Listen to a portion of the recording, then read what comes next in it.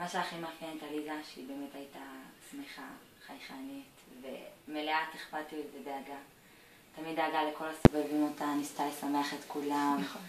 גם כשכולם היו עצובים, ישר באה, נתנה חיבוק, הייתה אכפתית. בעצם זה שראית אותה כשהיא הגיעה, הייתה כל כך מוארת וכל כך כזה באה עם כל הנשמה שלה הטובה, וישר כאילו הייתה מחייך. כן, אי אפשר להיות עצוב לידה.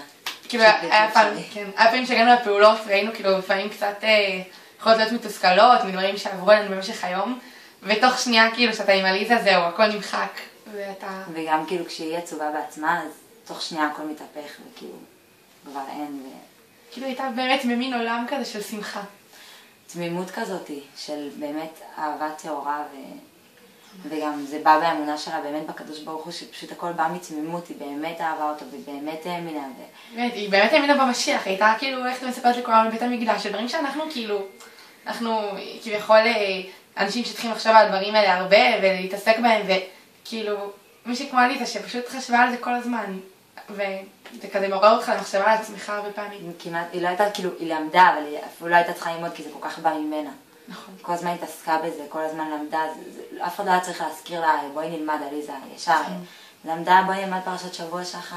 וואי, ממש, כאילו, דברים שאתה אומר כזה, וואו, כאילו איך אני לא חושבת על הדברים האלה ככה. כן.